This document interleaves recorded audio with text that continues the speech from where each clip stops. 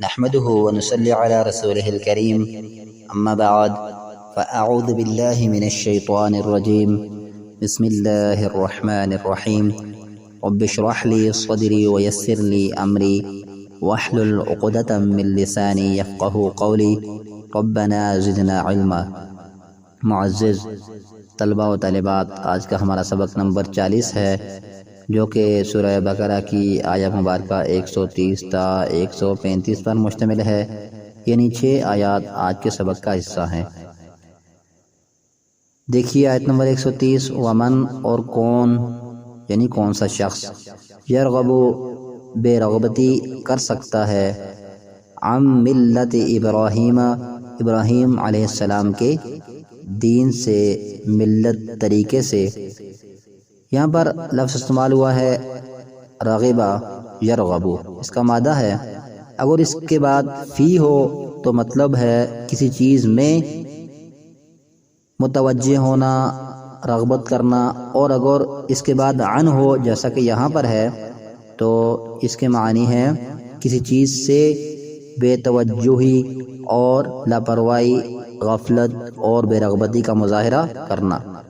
ملت کہتے ہیں طریقے کو، سلیقے کو اور مذہب، دین وغیرہ کو۔ الا مگر من وہی شخص، یعنی بے رغبتی کر سکتا ہے، سفیہا جس نے حماقت میں ڈالا، بے وقوف بنایا، احمق بنایا، نفسہ اپنے آپ کو، اپنی جان کو۔ مطلب کیا ہے آیت کے اس حصے کا؟ اصل میں مشرکین، یہود و نصارہ، یہ تینوں گروہ جو مسلمانوں کے مخالفین اور دشمن تھے، یہ دراصل دعویٰ رکھتے تھے کہ ہم ابراہیم علیہ السلام کے دین کو اپنائے ہوئے ہیں، ان کی اولاد ہونے کی وجہ سے انہی کے طریقے کو فالو کر رہے ہیں، اور تم مسلمانوں اس سے ہٹ چکے ہو۔ یہ مسلمانوں کو اس طرح الزام دیتے۔ فرمایا اللہ تعالیٰ نے کہ ابراہیم علیہ السلام کے طریقے سے وہی ہٹ سکتا ہے جس نے خود کو حماقت میں ڈالا۔ یہ کیوں؟ اس لیے کہ یہود عزیر علیہ السلام کو اللہ کا بیٹا قرار دیتے، اور عیسائی 3 خداؤں کے قائل تھے اور صلیب کے پجاری، جبکہ مشرکین مکہ تو آپ کو معلوم ہے ہر حد سے آگے پہنچ چکے تھے، 360 بت انہوں نے مکہ میں سجا رکھے تھے۔ تو فرمایا دراصل تم اس سے ہٹ کر حماقت میں خود کو ڈال چکے ہو، ابراہیم علیہ السلام کے دین سے مسلمان نہیں ہٹے ہوئے بلکہ تم ہٹ چکے ہو۔ تم احمق، نادان اور بے وقوف ہو کہ جس ابراہیم نے ساری زندگی شرک کے خلاف جد و جہد کی اور توحید کے عقیدے کا پرچار کیا، تم نے اس کو چھوڑ کر بدعات و خرافات اور شرکیہ عقائد اختیار کر لیے۔ ابراہیم السلام کے طریقے سے بھلا کیسے حماقت کے علاوہ کوئی اور شخص یہ جرأت کر سکتا ہے کہ وہ اس کے دین کو چھوڑ دے؟ جو احمق ہے، بے وقوف ہے، وہی ایسا کر سکتا ہے۔ کیوں؟ اس لیے کہ ابراہیم السلام کے بارے میں آگے وضاحت آ رہی ہے کہ وہ تو اتنا عظیم شخص تھا، وَلَقَدْ اور بلا شبہ یقیناً اصطفیناہ ہم نے چن لیا تھا اس کو، فی الدنیا دنیا میں، وَإِنَّهُ اور یقیناً وہ، فی الآخرۃ آخرت میں، لَمِنَ الصَّالِحِینَ یقیناً نیک لوگوں میں سے ہوگا، اللہ کے مقربین میں سے ہوگا۔ یہاں پر ابراہیم السلام کی خصوصیات بیان کی جا رہی ہیں کہ ابراہیم السلام کے دین سے ہٹے ہوئے تم ہو، اور مسلمان ان کے عقائد کو، ان کے دین کو اپنائے ہوئے ہیں، کیونکہ ابراہیم السلام وہ عظیم شخص تھا کہ ہم نے دنیا میں اس کو چن لیا تھا۔ اصطفیٰ کی معنی ہے چننا، منتخب کرنا، سلیکٹ کرنا۔ تو کس طرح اللہ تعالیٰ نے ان کو چنا تھا اور کس کے لیے؟ اس لیے کہ نبوت، ہدایت اور اپنی توحید اور عبادت کے لیے اللہ تعالیٰ نے اس کو چن لیا تھا، جس طرح آج مسلمان انہی کے طریقوں پر کاربند ہیں، اور آخرت میں وہ صالحین میں سے ہوگا، یعنی کہ اللہ تعالیٰ کے جو مقرب لوگ ہیں جن کا ہر کام درست تھا، آخرت میں اس کا عشر ان کے ساتھ ہونا ہے جو اللہ کے بندگان خاص ہیں۔ لہذا تم تو اللہ کے مغضوب ہو، اور مسلمان ایسے ہیں جن کو اللہ تعالیٰ نے ابراہیم السلام کی طرح دنیا میں چن لیا ہے امت مسلمہ کے لیے، اور آخرت میں وہ اللہ کے نیک لوگوں کے ساتھ ہوں گے جیسے ابراہیم علیہ السلام۔ اور اس کے بعد کیا ہے اگلی آیت دیکھیے، ابراہیم السلام کے چنے جانے کی وجہ کیا تھی، اور آخرت میں ان کو نیک لوگوں کا ساتھ کیوں نصیب ہوگا بھلا، اس کی اللہ تعالیٰ آگے ریزن بتا رہے ہیں۔ آیت نمبر 131، اذ قال جب کہا تھا یعنی حکم دیا تھا لہو اس کو ربہ اس کے رب نے یعنی ابراہیم السلام کو جب کہ اس کے رب نے الہام کیا اس کو حکم دیا. کیا حکم دیا؟ اسلم، فرما بردار ہو جا. قالا، اس نے کہا بغیر کچھ دیر لگائے، سوچے سمجھے، چون چراں کیے، اگرچہ مگرچہ کہے بغیر کیا کہا؟ اسلم، تو میں فرما بردار ہو گیا، میں نے اپنے آپ کو سپرد کر دیا. کس کے لیے؟ رب العالمین، جہانوں کے رب کے لیے. یہاں اسلم یسلمو کا لفظ استعمال ہوا ہے اسلم تو میں بھی اور اسلم میں بھی، جس کے معنی ہے اپنے آپ کو کسی کے سپرد کر دینا، حوالے کر دینا، اور جو وہ کہے اسی کی ماننا. تو مسلمان، مسلم، اسلام کے معنی کیا ہوئے؟ اپنے آپ کو کسی کے حوالے کر دینا اور جو وہ کہے اسی کی اطاعت کرنا، تعمیل کرنا. تو ابراہیم علیہ السلام کو دنیا میں چنے جانے اور آخرت میں نیک لوگوں کا ساتھ نصیب ہونے کی وجوہات کیا تھیں؟ جب اس کو اس کے رب نے حکم دیا کہ ابراہیم فرمانبردار ہو جا، تو اس نے کیا کہا؟ فوراً سے کہ میں فرمانبردار ہو گیا. یہ نہیں کہا کہ ہو جاؤں گا، سوچوں گا، ٹائم لگے گا یا کروں گا، بلکہ فوراً سے کیا کہا؟ میں فرمانبردار ہو گیا جہانوں کے رب کے لیے. اور آگے وجہ بھی بتا دی کہ جہانوں کا رب ہونے کی وجہ سے اسی کا حق ہے کہ اسی کے لیے مطیع اور فرما بردار ہوا جائے، اسی کی اطاعت کی جائے، تعمیل کی جائے. آگے دیکھیے، یہ لوگ یہود و نصارہ اور مشرکین یہ کہتے کہ ابراہیم علیہ السلام اور یعقوب علیہ السلام نے، جو کہ بنی اسرائیل کی نسل انہی سے ہے، یہ کہہ چکے ہیں ہمیں کہ ہم یہودیت، عیسائیت اور شرکیہ عقائد اپنا لیں، یعنی کہ جن عقائد پر ہم ہیں یہ ہم کو دراصل یعقوب اور ابراہیم علیہ السلام کی تلقین کی وجہ سے دیے گئے ہیں اور ہم اسی وجہ سے ان پر عمل پیرا ہیں. تو اس کی یہاں تردید کی جا رہی ہے. آیت نمبر 132 میں ووصا، اور تاکید کی، پکا حکم دیا، بہا، اس بات کا، ابراہیم علیہ السلام نے، بنی ہے، اپنے بیٹوں کو، ویعقوب، اور یعقوب علیہ السلام نے، یعنی کہ اسی بات کا حکم دیا. کس بات کا؟ کہ فرمانبردار ہو کر رہنا، اللہ کے لیے شرک سے بچنا، اللہ تعالیٰ کی ہمیشہ تعمیل کرنا، اس کے احکام کی. ابراہیم علیہ السلام نے بھی اپنے بیٹوں کو، کون تھے آپ کے بیٹے؟ اسماعیل اور اسحاق علیہ السلام. اور یعقوب علیہ السلام نے بھی اپنے بیٹوں کو اسی بات کی تلقین کی تھی. آپ کے بیٹے کون تھے؟ یوسف علیہ السلام اور بنیامین، 2 بیٹے مشہور، اور پھر باقی 10 بیٹے، یعنی 12 اپنی اولاد کی صورت میں جو ان کے بیٹے تھے ان کو یہی تلقین کی. کیا کہا؟ یا بنیہ، ہے میرے بیٹو، ان اللہ، بے شک اللہ تعالی نے، اصطفا، چن لیا ہے، منتخب کر لیا ہے، لکم، تمہارے لیے، الدین، یہ دین. الف لام کی وجہ سے ترجمہ کیا گیا، یہ دین. کون سا دین؟ جس دین کو اختیار کرنے کے متعلق اوپر ابراہیم علیہ السلام کی وضاحت گزر چکی ہے، یعنی دین اسلام کو. یہودیت، عیسائیت تو کبھی دین نہیں رہا، اور نہ ہی مشرکین مکہ جو تمہارے عقائد ہیں، بلکہ دونوں دادا اور پوتا نے، دادا ابراہیم علیہ السلام اور پوتا اسحاق کے بیٹے سے یعقوب علیہ السلام، یہی تلقین کر رہے ہیں اپنی اولاد کو دنیا سے جاتے وقت کہ اللہ تعالیٰ نے تمہارے لیے دین اسلام کو چن لیا ہے. فلا تموتن، تو ہرگز تم نہ مرو، ہرگز تمہیں موت نہ آئے، تم وفات نہ پاؤ، الا، مگر، یعنی مگر تمہیں موت آئے، وہ اس حال میں کہ انتم مسلمون، تم فرما بردار ہو، مسلم ہو. یہ تو انہوں نے نہیں کہا کہ اس حال میں تمہیں موت آئے کہ تم یہودی ہو، عیسائی ہو یا مشرک ہو، بلکہ یہ کہا کہ اس حال میں تمہیں موت آئے کہ تم اللہ کے فرما بردار ہو. اصل میں انبیاء علیہ السلام کو اپنے بارے میں بھی اور اپنی اولادوں کے بارے میں بے حد یہ فکر لاحق تھی کہ کہیں وہ نافرمان ہو کر نہ مریں، دین اسلام سے ہٹ کر کہیں دوسری کسی ملت اور عقائد اور مذہب وغیرہ کو اختیار نہ کرنے والے ہوں. لہذا انہوں نے تلقین کی، وصیتیں کی، جیسے کہ دور عادل میں اگر کوئی فوت ہو جاتا ہے تو اپنی اولاد کو عموماً ایسے ہی الفاظ انداز میں تاکید کرتا ہے جس پر وہ خود رہتا ہے کہ تم نے میرے بعد یہ کام ایسے کرنا ہے. تو انبیاء علیہم السلام اللہ تعالیٰ کے بندگان خاص ہوتے ہیں، لہذا انہیں اپنے بارے میں اور اپنی اولادوں کے بارے میں یہی فکر لاحق رہتی ہے کہ وہ اللہ تعالیٰ کی کہیں فرمانبرداری سے ہٹ نہ جائیں. تو انہوں نے کیا کہا؟ دونوں باپ اور جو ہے وہ پوتا نے، کہ نہ تم تعمیل کرنا، نہ تم مرو مگر اسی حالت میں کہ تم فرمانبردار ہو. اب سوال یہ ہے کہ فرمانبردار ہو کر مرنا انسان کے بس کی بات تو نہیں، کیونکہ یہ تو اللہ کا اختیار ہے. تو مطلب کیا ہے اس کا؟ اصل میں انسان اگر اپنی پوری لگن کے ساتھ اچھائی کو اپناتا ہے اور اس پر استقامت دکھاتا ہے، کوشش کرتا ہے کہ وہ اس پر ڈٹا رہے، تو اللہ تعالیٰ اسے خاتمے کے وقت اچھی حالت نصیب کرتے ہیں۔ جیسا کہ بخاری کی ایک روایت ہے، آپ صلی اللہ علیہ وسلم نے فرمایا کہ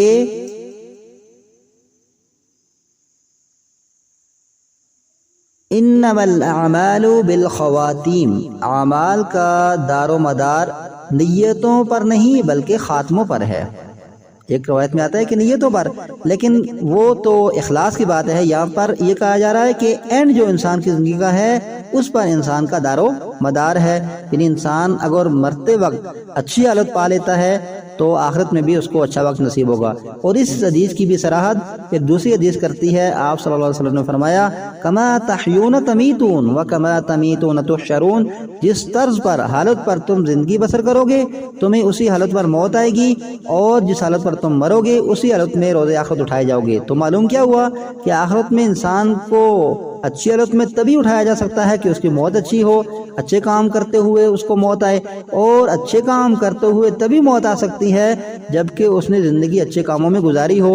یہ نہیں ہو سکتا کہ انسان ساری زندگی اللہ کی نافرمانی اور حکم عدولی میں گزارے اور مرتے وقت اس کو شہادت یا سجدہ یا کوئی اور نیک کام کرتے ہوئے موت نصیب ہو، کیونکہ انسان کی نیتوں کو اللہ تعالیٰ جانتا ہے۔ ہاں اگر انسان سے کم و بیشی ہو جائے تو فوراً اللہ تعالیٰ کی بارگاہ میں توبہ طائب ہو کر اس کو راضی کر لے تاکہ اللہ تعالیٰ اسے اچھا وقت نصیب کرے۔ اب آیت نمبر 133 میں بھی ان کے اسی عقیدے کی مزید تردید کی جائے۔ یہود و نصارہ یہ دعویٰ رکھتے کہ یعقوب علیہ السلام نے، جن کی ہم اولاد ہیں، مرتے وقت ہمیں یہ تلقین کی تھی کہ ہم یہودیت اور عیسائیت کو اپنائے رکھیں، یہی ہمارے باپ یعقوب علیہ السلام کا دین تھا، تبھی ہم اس پر کاربند ہیں، لہذا ہم قطعاً اسلام قبول نہیں کر سکتے، عیسائیت یا یہودیت کو ترک نہیں کر سکے۔ تو اس کے بارے میں بتایا جا رہا ہے کہ کیا جب یعقوب علیہ السلام کو موت آئی تمہارے پاس اس کی کوئی دلیل ہے کہ انہوں نے یہ کہا تھا، کیا تم وہاں موجود تھے؟ ام کنتم، کیا تھے تم شہداء موجود؟ ام لفظ استفہام بھی استعمال ہوتا ہے اور یا کے لیے بھی یہاں پر استفہامیہ ہے، کیا کنتم تم تھے، شہداء موجود شہید کی جمع ہے، کب؟ اذ حضر جب آئی تھی یعقوب علیہ السلام کو الموت موت، یعنی کہ تمہارے پاس اپنے اس عقیدے کی کیا دلیل ہے کہ جب یعقوب علیہ السلام کو موت آئی تھی تم وہاں موجود تھے؟ اذ قال جب اس نے کہا تھا، پوچھا تھا، لبنیہ اپنے بیٹوں سے، یعنی اپنی اولاد سے، دنیا سے جاتے وقت جب اس نے اپنے بیٹوں سے پوچھا تھا، ما کس کی، یعنی کس الہ کی، تعبدون تم بندگی کرو گے، من بعدی میرے بعد، یعنی میرے دنیا سے رخصت ہو جانے کے بعد تم نے کس کو اپنا الہ بنائے رکھنا ہے، کس کی تم نے بندگی اور عبادت کرنی ہے؟ تو قالو بیٹوں نے آگے سے جواب دیا، یعنی ہے ابا جان، نعبد ہم بندگی کریں گے، الہ کا آپ کے الہ کی، و الہ آبائی کا اور آپ کے آباء و اجداد کے الہ، یعنی ابراہیم اسماعیل اور اسحاق، ابراہیم اسماعیل اور اسحاق کا جو الہ تھا اور آپ کا جو الہ تھا، الہ واحدہ ایک الہ کی، ہم سب آپ کے الہ کی یعنی اللہ تعالیٰ کی اور آپ کے آباء و اجداد ابراہیم اسماعیل اسحاق کا جو الہ ہے، الہ واحدہ ایک الہ، معبود یکتا برحق، ہم اس کی بندگی کریں گے۔ انہوں نے قطعاً نہیں کہا کہ تم میرے بعد عزیر کو یا عیسیٰ علیہ السلام کو یا باقی بتوں کو خدا بنا لینا، انہوں نے تو یہی کہا تھا کہ ہم اسی کی بندگی کریں گے جو آپ کا الہ اور آپ کے آباء و اجداد کا الہ تھا۔ لہذا تمہاری یہ بات سراسر بے بنیاد ہے کہ فوت ہوتے وقت ابراہیم علیہ السلام کے پوتے یعقوب علیہ السلام جس کی تم نسل ہو، اس نے تمہیں یہودیت یا عیسائیت کو اپنانے کا کہا تھا، کیونکہ نہ ہی تم نے ان کا زمانہ پایا، نہ ہی تم وہاں موجود تھے، نہ ہی تمہارے پاس کوئی اس کی دلیل اور تمہارے پاس اس کا کوئی ثبوت ہے، لہذا بے بنیاد اور جھوٹی باتیں ہیں تمہاری۔ یہی ان کا دین تھا کہ سب فرمانبردار ہو کر رہیں۔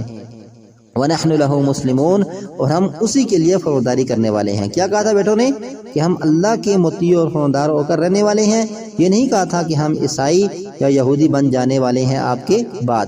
تل کا یہ امتن ایک جماعت تھی، قد خلت یقیناً گزر چکی، یعنی کہ یہ تمہارے آباء و اجداد، یہ تمہارے بزرگ انبیاء اور صلحاء، یہ ایک جماعت تھی، گزر چکی، اب دنیا میں اس کا وجود نہیں، لہا اس کے لیے ہے، ما کسبت جو اس نے کمایا، یعنی اچھا یا برا اگر انہوں نے کچھ کیا تو اس کا فائدہ یا نقصان انہی کو ہونا ہے، وَلَكُمْ اور تمہارے لیے ہے، ما کسبتم جو تم نے کمایا، جو تم نے کیا، وَلَا تُسْأَلُونَ اور تم سوال نہ کیے جاؤ گے، یعنی تم سے نہ پوچھا جائے گا، عما اس کے بارے میں جو کانوا یعملون وہ کرتے رہے۔ مطلب کیا ہے؟ اصل میں یہود کو یہاں تنبیہ کی جا رہی ہے کہ وہ ان انبیاء اور صلحاء سے اپنی نسبت پر مغرور نہ ہوں کہ یہ ان کی اولاد ہیں اور ان کی اولاد ہونے کی وجہ سے ان کو کوئی فائدہ ہونے والا ہے آخرت میں، بلکہ وہ ایک جماعت تھی، امت تھی، گزر چکے۔ آخرت میں نجات کا انحصار اس بات پر نہیں کہ کون کس کی اولاد ہے، بلکہ نجات کس پر مبنی ہے؟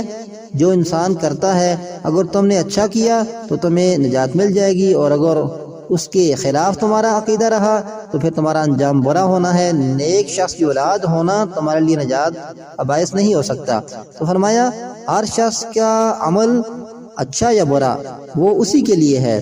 وہ ایک جماعت تھی، تمہارے آباء و اجداد کی، وہ دنیا سے چلے گئے ہیں، انہوں نے اچھا یا برا کیا، اس کا جزا و سزا کا معاملہ ان پر ہے، اور تم نے جو کچھ کیا اس کی جزا و سزا تمہیں بھگتنی ہے۔ اور جو کچھ وہ کرتے رہے، خدا نخواستہ وہ صحیح نہیں بھی تھے تمہارے عقائد کے مطابق، تو بھی ان کے متعلق تم سے باز پرس نہیں ہونی کہ انہوں نے یہ بلائی کیوں نہ کی اور اس راہ پر وہ کیوں چلے، اس کے جواب دے وہ خود ہے۔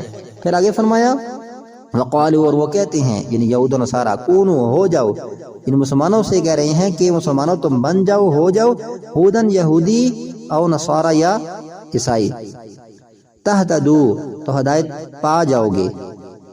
اس کے متعلق ایک شان نزول ہے، ابن کثیر میں ہے، عبداللہ بن عباس رضی اللہ تعالی عنہ فرماتے ہیں کہ نبی صلی اللہ علیہ وسلم کے پاس یہودی عالم عبداللہ بن سوریہ آیا اور کہنے لگا کہ اگر یہودی بن جاؤ تو تم ہدایت پا جاؤ گے، یہودیت ہی دین ہے، لہذا تم اسلام کو چھوڑ دو اور ہمارے دین کو اختیار کر لو تاکہ ہدایت پا لو۔ اور ایسی ہی باتیں نصارہ نے کہیں، تو اس موقع پر اس آیت کا نزول ہوا، اور وہ کہتے ہیں، یعنی یہود و نصارہ یہ دعویٰ رکھتے ہیں کہ تم بن جاؤ یہودی یا نصرانی تو ہدایت پا جاؤ گے، کیونکہ ان کے نزدیک کوئی خاص نام رکھ لینا ہی ہدایت کا باعث ہے، حالانکہ نام کچھ بھی ہو، اللہ نے تو نام اسلام رکھا، اس مذہب کے ماننے والوں کو مسلم کہا، تو ان کے نزدیک کیا تھا؟ بس خاص مذہب میں خود کو رنگ لو تو بس تم جو ہے وہ نجات ہر صورت پا لو گے۔ تو فرمایا وہ کہتے ہیں یہودی یا عیسائی بن جاؤ تو ہدایت پا جاؤ گے، قل نبی صلی اللہ علیہ وسلم فرما دیجئے بل ملت ابراہیم، بلکہ طریقہ ابراہیم علیہ السلام کا، یعنی ہم نہ یہودیت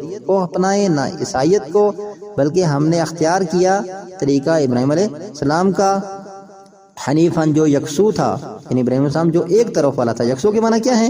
موحد، توحید پرست، سب سے تعلق توڑ کر ایک اللہ سے تعلق جوڑنے والا، وما کان من المشرکین اور وہ مشرکوں میں سے نہ تھا، یعنی کہ نہ ہی اس نے شرک کی اور نہ ہی اس طرح عزیر کو جیسا کہ تم نے خدا کا بیٹا بنا لیا، عیسائیوں نے 3 خداؤں کا عقیدہ خود سے گڑھ لیا اور مشرکین نے تو سینکڑوں بت سجا لیے۔ یہ تمام تر باتیں ابراہیم علیہ السلام کے مذہب کے قریب تک نہ تھیں، وہ تو یکسو تھا، ایک اللہ کی بندگی کرنے والا اور شرکی عقائد رکھنے والا نہیں تھا۔ لیکن آپ دیکھیں کہ افسوس کی بات ہے کہ آج مسلمان بھی قرآن و سنت سے منہ موڑ کر اپنے جو علماء اور امام ہیں ان کے پیچھے چلنے لگے ہیں، اور ان لوگوں کا جنہیں ان کے اماموں کا نبی صلی اللہ علیہ وسلم کے دور سے کوئی تعلق نہیں، مدتوں بعد وہ دنیا میں تشریف لائے، اور ان کی تعمیل کر کے جو لوگ اسلام پر چلنے والے ہیں، قرآن و حدیث کو ماننے والے ہیں، ان کو گمراہ اور بے دین قرار دے رہے ہیں، اور نماز، روزے اور دیگر عبادات، زکوٰۃ وغیرہ کو اپنانے کے بجائے ان کے وظائف اور چلہ کشی کو عبادت قرار دیتے ہیں اور اللہ کے قرب کا باعث سمجھتے ہیں، اور حج کرنے کے بجائے ان کے مزارات اور قبروں پر جا کر اسے سعادت سمجھتے ہیں، اور اس طرح کے دیگر کچھ ایسے اعمال خود ساختہ طور پر انہوں نے بدعات اور خرافات کے طور پر ایجاد کر لی ہیں جن کا دین میں کوئی تصور نہیں، لیکن وہ ان کو بہت زیادہ بھلائی اور خیر کا باعث سمجھتے ہیں اور اپنی نجات کا انحصار اسی پر کیے ہوئے ہیں۔ یہ تمام تر وہی عقائد ہیں جو کسی دور میں مشرکین اور یہود و نصارہ کے ہوا کرتے تھے اور آج بھی ہیں، لیکن اللہ تعالیٰ نے ان کی تردید فرمائی. دین اسلام صرف اور صرف قرآن و حدیث کا نام ہے. جو اس پر چلتا ہے وہ اللہ کے فضل و کرم اور رحمت کے ساتھ نجات کا مستحق ہے. ادروائز حالات وہی ہے جو مشرکین اور یہود و نصارہ کے تھے. سبحانک اللہم و بحمدک نشہد ان لا الہ الا انت نستغفرک و نتوب الیک. السلام علیکم ورحمۃ اللہ وبرکاتہ.